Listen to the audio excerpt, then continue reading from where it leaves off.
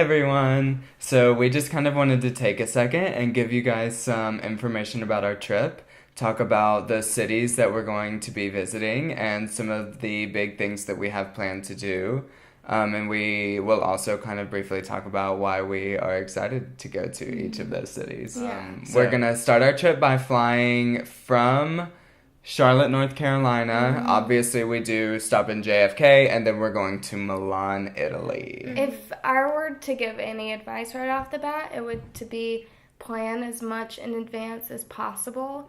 We got a really good deal on round-trip tickets. We pretty much got 2 tickets for the price of one. If you are a student or if you have a family member who's a student or a friend who's a student, take advantage of that and go through Student Universe because that's what we did, and we just got such an incredible deal. We also bought tickets like 4.5 to 5 months in advance, so kind of keep that in mind too. The earlier you do it, the better. Another good tip is to look into what airports in Europe are cheapest to fly into, depending on where you're going to be going.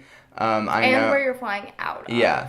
I know that my first trip to Europe, we flew into Copenhagen because it was pretty cheap and that was close to where we were going. This time, that's why we are flying into Milan, Italy, because it was the cheapest based on the kind of trail of our trip that we had planned. So we're going for about 2 weeks. It's going to be from late September to early October.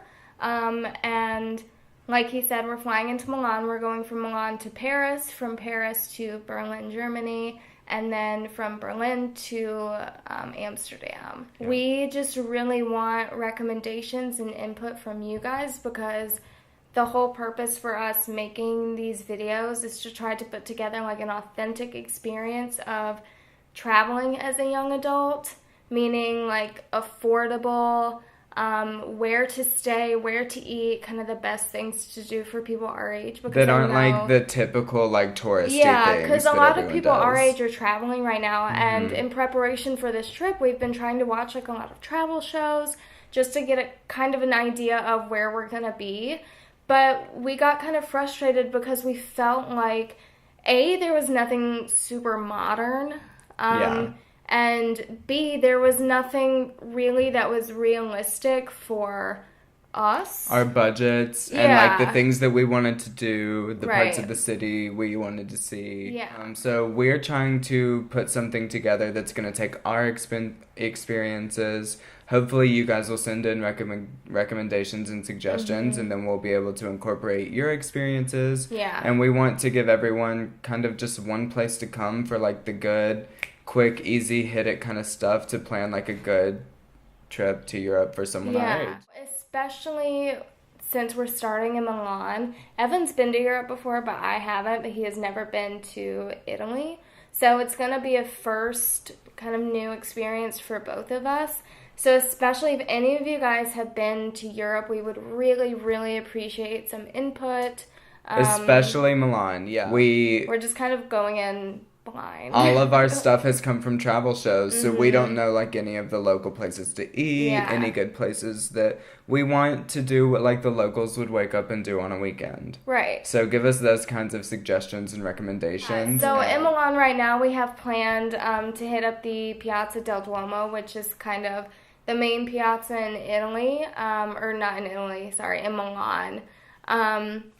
It was kind of like a very like cultural and artistic sort of hub in the center of the city, and it also has the Duomo, like the really big, just beautiful cathedral that you can go on top of and take pictures of the city. So that's definitely something that we're going to do. And we're also going into this acknowledging that most of the stuff that we're going to be doing is just kind of walking around and stopping in these little boutiques and these little cafes and just immersing ourselves in that unique experience and trying to get away from some of the stuff that we would normally do here. We don't want it to be like jam-packed, just all these touristy things to do. We want like the leisure experience. Yeah, we want to be able to go and relax and really enjoy ourselves, which is why we're planning all this stuff out in advance so that by the time we get over there, we don't have to book anything. Everything's already booked. We're going to go ahead and book hotel and transportation from city to city. It's the way to do it, you guys. And any Yeah. of you that have done it before know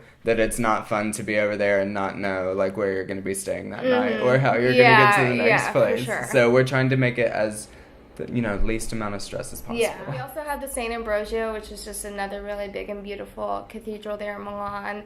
And then so there are two canals that kind of break up the city, two main ones. One of them is the Naviglio Grande, and you can just kind of walk along the canals and see all these little cozy coffee shops and these boutiques that can go anything from, designer to vintage stuff. Mm-hmm. So just like these kind of little hole-in-the-wall, like really local places is what we're looking for. And if any of you have ever been to Milan specifically, we are super interested in the fashion aspect, obviously. I mean, fashion capital of the world. Yeah. So if you guys know of any good, like, local places to get good deals, like, we want to do really good shopping, but we want to do it like the locals would do it. Yeah. So, Well, and the Naviglio Grande has been around for over 800 years. So for that long, it's been just kind of like a local... like a hub. Yeah, which is why we're so interested in it, because it has that deep root, those deep roots in that, like, kind of rich Italian history. Exactly. There, we are hopping to Paris. Yes. We're actually spending 5 days in Paris, which I'm super excited about. Yeah. Like Aubrey mentioned, I have been to Europe before, and I have done Paris. I love Paris. So I'm super excited to be there with Aubrey and for her to get to experience that.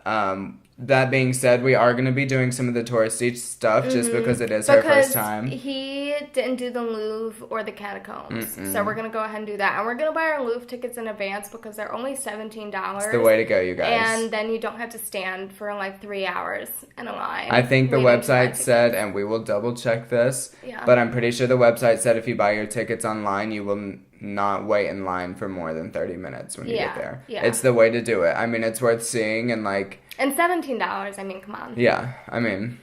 So we're doing that. We're going to do the catacombs one day. That's not for everyone. We know that's not everyone's taste. So but... if you guys don't know, so the Louvre is that really big, beautiful art museum that has all of those famous paintings in it. The, like, glass pyramids that everyone takes the pictures with. Yeah. And then the catacombs is like a mile stretch of underground tunnels where they moved millions of It's crazy. millions of Parisian remains. They stacked them up in these walls to make more room. And it's like kind of artistic. Yeah. So we're going to check that out. That's definitely, like we said, not something everyone would be into, but we're into it. So Yeah. stay tuned for some content because that'll be cool.